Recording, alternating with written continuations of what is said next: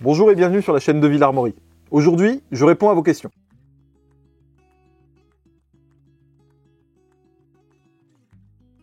Ah, ça c'est une question, j'ai pas franchement la réponse. Bon, clairement, le TSV, oui, c'est pas forcément très simple d'accès. On a beaucoup de clubs, contrairement à ce qu'on pense. La discipline est compliquée à encadrer, on a besoin de beaucoup de monde, et du coup, les places sont limitées et très chères.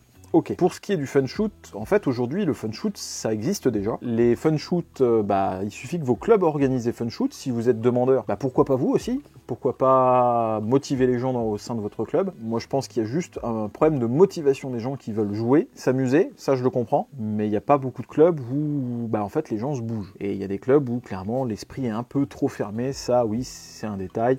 À vous de faire changer les pensées dans votre club. À vous de leur faire voir que c'est aussi ça, le tir, c'est aussi ça.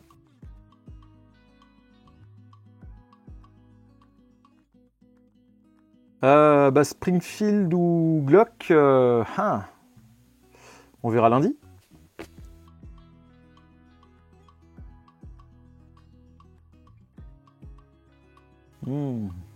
Question intéressante, ça mérite presque une vidéo complète. Donc là, comme ça, à froid, 22, 9, 19, 45, 38, 357. Bon voilà, les calibres les plus courants qu'on va voir passer en club. Pour ce qui est des armes d'épaule, 223, 308. Voilà, on a fait le tour. C'est les plus courants, donc les plus commercialisés, donc les plus achetés, donc les prix sont les plus bas. En termes de portée utile, etc. De toute façon, on n'a pas les clubs adaptés en France. Dans 99% des cas, on n'a pas les clubs adaptés pour pouvoir les utiliser pour ce qui est des armes d'épaule. Pour ce qui est du 9 mm, tiré à 25 mètres, ça marche très bien. 40, 45, 38, 357, vous le savez tous, ça marche très bien aussi. Ça pourrait être intéressant de faire une vidéo, pourquoi pas. Quel choix?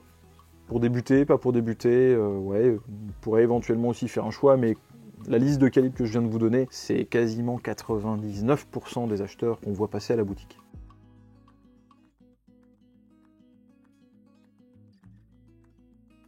Alors oui, je pense qu'on a même, on a fait une vidéo à ce sujet-là d'ailleurs, il y a quelques temps, hein. Je pourrais pas vous donner le numéro de la vidéo, mais concrètement, c'est déjà fait.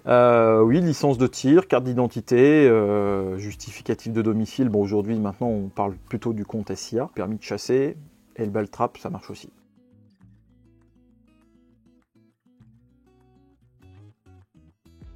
Alors ça n'a pas vraiment disparu. Nous on est dans une grande zone commerciale dans l'Est. J'ai un Décathlon à 400 mètres à vol d'oiseau. Et ils vendent des munes. Juste là, ils vendent des munes. Donc ils vendent de la 22. D'ailleurs, ils vendent des 22 que des fois même nous on n'arrive pas à avoir parce qu'ils ont d'autres groupements d'achat. Pourquoi en règle générale dans l'ensemble des commerces ça a disparu? Tout simplement parce que la législation pour obtenir les agréments d'armurier, les agréments du local, se sont durcis, c'est un peu moins open bar qu'avant. Hein. Mon grand-père achetait sa carabine chez Mammouth, parce qu'à l'époque c'était Mammouth, oui. Et c'était donc à l'époque, pour ceux à qui ça va parler, une réplique d'M16 en semi-automatique. Donc aujourd'hui de la catégorie B, c'est totalement impensable d'acheter ça dans un supermarché. Donc c'est juste une question de législation. Il y a des commerces chez qui ça marche encore, beaucoup de Décathlon évidemment. Il y en a sûrement d'autres. Hein.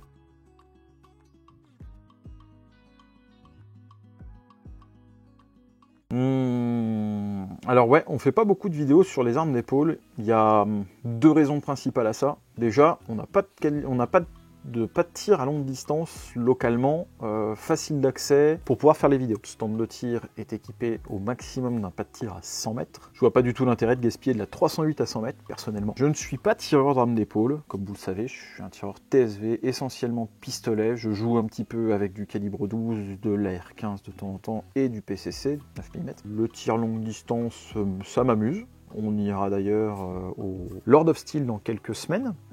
Pourquoi pas faire une vidéo à ce moment-là? Et surtout, j'ai pas envie de me faire striker par les spécialistes de la discipline qui vont clairement avoir beaucoup plus de connaissances que moi. J'essaye de parler que de choses que je connais, que je maîtrise, et broder de la vidéo pour vous raconter du flan, ça sert à rien, ça va se voir, et je trouve pas ça constructif. Après, vous parlez de ce qui peut s'acheter facilement, se revendre, les tarifs, les conseils pour tirer. Alors en local, en vue de 100 mètres, c'est pas du tir à longue distance et une 308 ne sert à rien, j'insiste. Hein. Si vous voulez vous faire plaisir, oui, techniquement non. On sait faire en boutique, on a les conseils, on a du matos, une vingtaine de carabines dispo en expo, montées, pas montées, du bas de gamme, du haut de gamme en termes de prix. Je parle pas de qualité, mais voilà, pour moi pas de réel intérêt à monter une vidéo à ce sujet-là. Intéressante, mais on n'aura pas de tir, donc un peu dommage.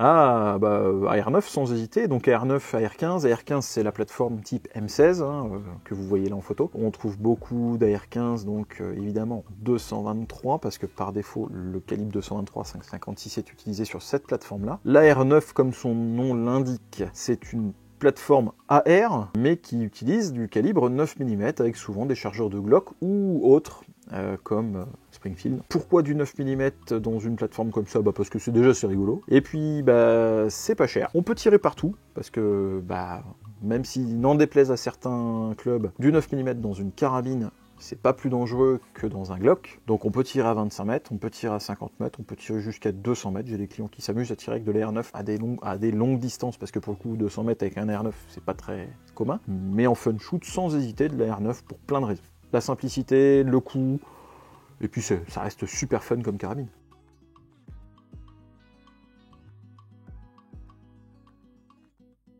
Ah alors bah ça c'est une question amusante. Alors pour moi déjà un armurier c'est quelqu'un qui a fait une des écoles d'armurerie que j'ai pas fait. Donc les écoles d'armurerie c'est Liège ou Saint-Étienne évidemment. Ça dure longtemps, ça coûte un peu de sous, mais c'est une école, c'est des études supérieures pour devenir armurier. Donc en gros je résume parce que je sais quand même ce qui s'y passe. Bah, il lime du bois et il fabrique des fusils parce que clairement c'est pas mon kiff. Mais ce sont des gens qui ont un vrai diplôme d'armurier. À titre personnel, moi j'ai passé le CQP, donc certificat de qualification professionnelle d'armurerie. Donc c'est commerce, armes et munitions, CAM, qui se passe à la FEPAM, seul organisme qui fait passer ce CQP, et ça se passe en 3 semaines de cours, 1 semaine de stage, et ça vous permet d'obtenir un agrément d'armurier, ce qui va vous permettre éventuellement de travailler ou même d'ouvrir une boutique. C'est exactement ce que moi j'ai fait. Sur le principe, j'ai un agrément d'armurier, mais je ne suis pas armurier parce que je n'ai pas fait l'école. Ça ne veut pas dire pour autant que je ne sais pas travailler sur une arme.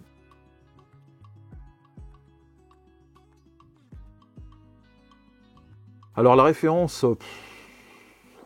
oui, parce que plein de gens me parlent de Colt 1911 alors que devant leurs yeux, alors je les regarde, les pétards ils sont juste là, hein. Ils ont un mur avec il n'y a aucun Colt. Il y a du Springfield, il y a du Tizas, il y a du Messerschmitt, il y a quoi donc, du Schmeisser, il y a du Bull. Bref, il y a plein de choses, mais il n'y a pas de Colt. Mais c'est un Colt 1911. Est-ce que c'est une référence d'un point de vue technique? Non, c'est fini, c'est plus du tout la référence. Les marques que je viens de citer ont toutes leurs avantages, inconvénients, rapport qualité-prix à différents niveaux. Dans l'esprit commun, Colt, c'est le 1911.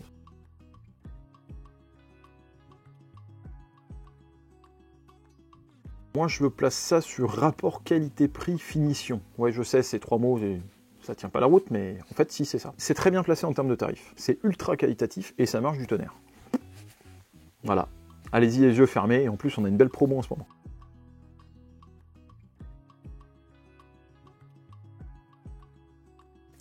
L'échelon, bah écoutez...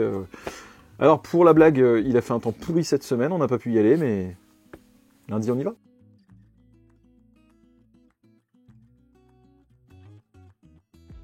Si je dis pas de bêtises, c'est fin d'année et environ 2000 cacahuètes.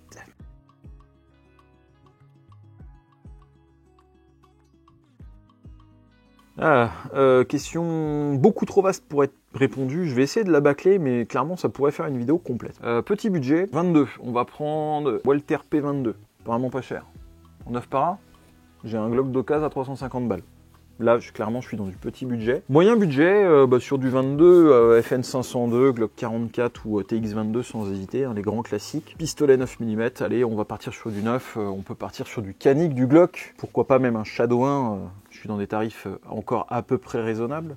Haut de gamme, bon bah là, sans hésiter, Amerli XCSC, pour un pistolet un peu sport, en 22 toujours, un KMR S02 Spark, 22 long rifle, et après, ouais, j'ai des goûts de luxe, un Phoenix Redback Gen 2 ou un Drake, du KMR, du Bull très haut de gamme, ouais, on peut s'amuser, hein, ou alors carrément du Manura.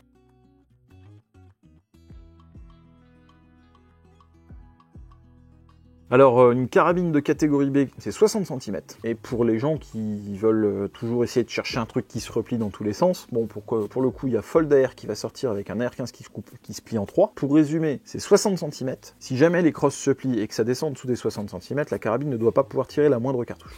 Voilà, c'est aussi simple que ça.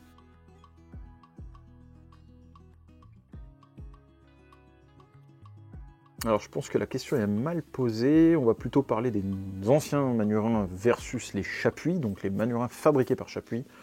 Est-ce que ça vaut son prix? C'est très beau, c'est très bien fini. On trouve du vieux manurin aux alentours de 1000, 1005 pour des produits de qualité. Une arme neuve, c'est plutôt 2005, presque 3000. Est-ce que ça vaut son prix? Oui, clairement, oui, vu la qualité. Maintenant, est-ce qu'ils prendront de la valeur? Non, ceux-là, ils vont perdre.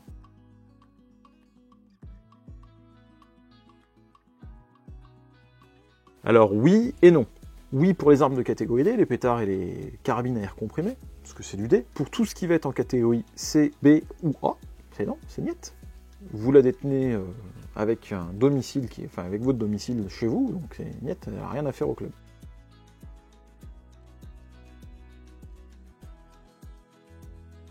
Les prix sur YouTube, alors c'est comme sur Facebook d'ailleurs, parce qu'on nous demande sans arrêt des tarifs un peu partout. En gros, on va résumer, on parle jamais de tarifs précis sur les réseaux sociaux. Pour parler de YouTube, on peut pas dire cette arme vaut ce prix-là.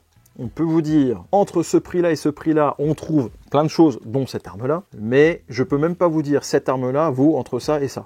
Bref, c'est que de la politique de YouTube. Donc on essaye au maximum de respecter leur politique. Le risque est simple, c'est de se faire fermer la chaîne. Je vais direct droit au but, mais c'est ça. Mais par contre, si vous avez des questions, en fait, à chaque fois que je parle d'armes, bien souvent, elles sont sur notre site internet, donc faut pas avoir peur d'y aller, jeter un œil. C'est assez simple à trouver.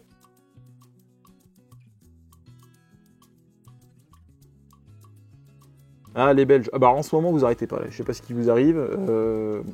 Bon, pour faire simple, vous avez des lois, nous avons les nôtres. On vous aime bien. Les frites sont bonnes chez vous, le chocolat aussi, la bière aussi. Mais en fait, on ne peut pas vous vendre des armes que vous n'avez pas le droit de détenir. Donc c'est aussi simple que ça. Je crois que par exemple, pour les pistolets qui envoient des billes, les T4E, vous avez le droit à 7 joules et demi, nous on a le droit à 20. Donc en fait, vous devez respecter votre réglementation et par simplicité, on va refuser la vente.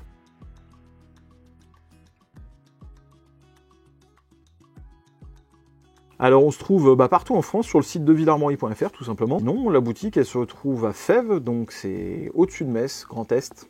Donc voilà, croisement A4 à 31, dans une grande zone facile à se garer, facile d'accès. Maintenant c'est à moi de vous poser une question. Quel sujet, idées vidéo, thématiques vous souhaitez voir dans les prochaines vidéos? On attend vos réponses en commentaire. Allez, ciao!